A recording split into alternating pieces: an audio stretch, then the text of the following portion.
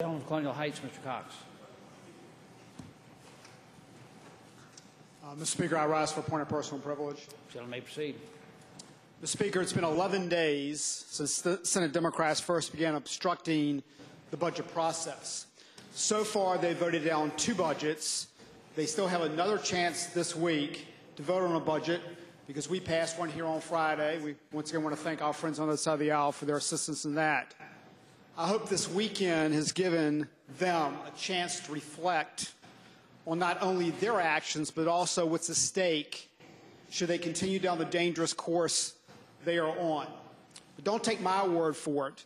Both liberal and conservative editorial boards from around the state have written excellent editorials painting a clear picture of the budget impasse and consequences of inaction.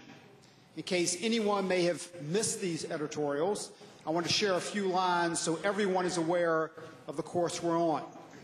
The Times-Dispatch. Senate Democrats were not retreating when their caucus chairman withdrew his lawsuit seeking to block the Republican takeover of the chamber.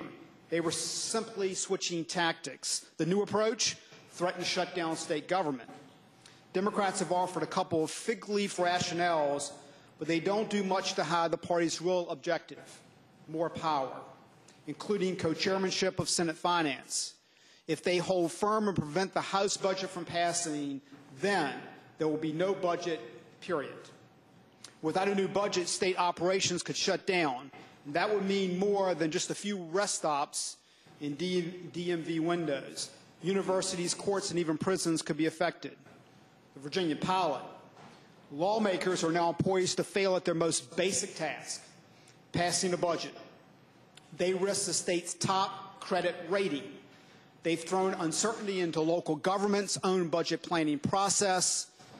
If the worst isn't avoided, the result could shut down state government on July the 1st. For more than a week, Democrats have acknowledged that the biggest stumbling block to a budget isn't substantive.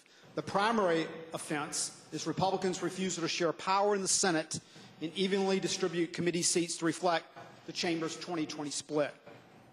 Democrats now appear to be simple and obvious obstructionists on the budget, more interested in protecting their power than doing their jobs. The Senate's minority leadership should negotiate the best budget they can, vote for it, and get on with the job of serving the Commonwealth. And probably the most shocking editorial from the Washington Post.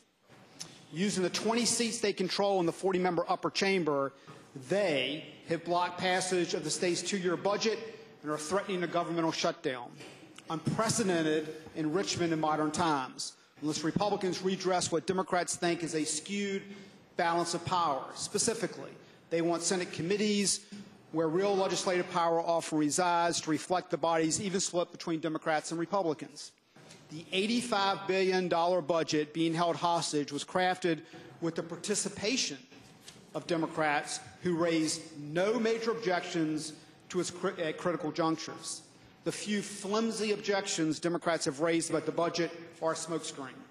The real issue is power sharing. Democrats want it, Republicans will not give it. The Speaker named the budget conferees 10 days ago.